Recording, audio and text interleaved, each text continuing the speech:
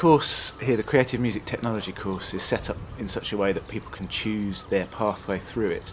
We offer a range of modules that cover technical aspects of music making, how to apply those technical aspects in a creative way. Also, there is a performance strand to the course. The idea really is that with this performance, also songwriting and the technical side, that you can tie them all together and ultimately come out at the end of 3 years with a broad base of skills. We offer a range of courses. We've got the core degree, the single honours in creative music technology, but we also run a popular music degree. Within that degree framework, you still have a range of options as well as core modules which give you core recording skills. You get straight into the recording studio at sort of day one. You learn all your miking techniques and mixing. You also learn your basic MIDI sequencing, etc. But alongside that, you are given core historical and analytical studies, where you study the history of popular songwriting and analysis of popular songwriting, where you're actually looking at different artists and analysing them, and you actually do pastiche composition as part of that. We do the history of electronic and experimental music up to the present day, and we have a sort of more experimental end, which is the sonic arts part of the pathway, where you really learn how to sort of push the technology creatively and use the studio as a kind of creative tool.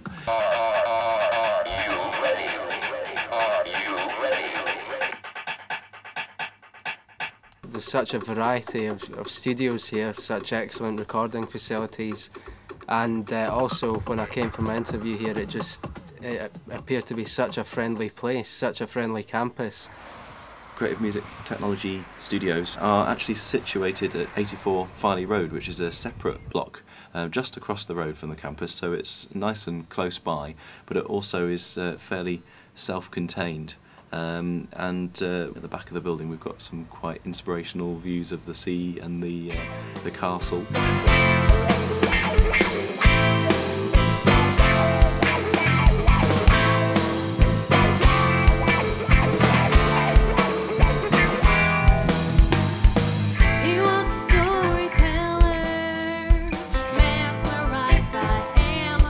Really good equipment throughout the school. We got, well, throughout the CMT building, which is the Creative Music Technology. We got quite a few studios and different setups. We've got 2 rehearsal rooms with, like, you can actually record in the rehearsal rooms as well if you want to do like a live recording. From there that was proudly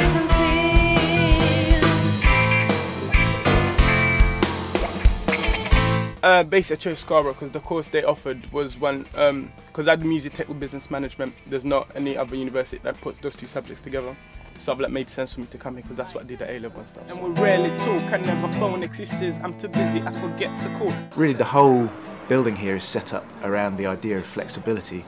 People being able to choose the best microphone for a given bit of recording, choose the best room, the best recording equipment, and really combine it to get their ideal recording setup. It's because of me that you've been paying for a while. We have a 16.4 ambisonic studio, where you have a ring of 8 speakers in the ceiling and a ring of 8 on the floor and 4 subwoofers, and the speakers work together to create a 3-dimensional sound field. So as well as being able to hear the sounds moving around the space, you actually get a sense of perspective, so that it would actually sound as if a sound has moved right round your head and right out the wall.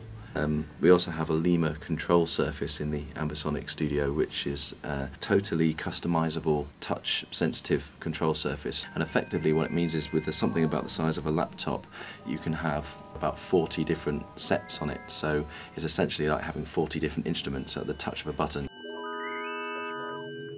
I think we're very lucky here on the Creative Music Technology course within the School of Arts and New Media that the academics who are teaching the students haven't just come right through academia. They're very well qualified, but they've also got industry experience. We've got several composers on the staff and practical musicians. Many of us are performers as well, including Rowan Oliver, who has worked professionally as a musician for over 10 years, including a lot of work with Goldfrapp. The way we assess the performance students in the first year and the second year, which makes up really most of the course here, is we have Soundfest, which is a week of gigs held in the university. We try and make it as much like a real life gig scenario as possible, so we have the sound checks, the full PA, lights, staging, the bars open again to recreate that realistic sort of sticky floored gig feel.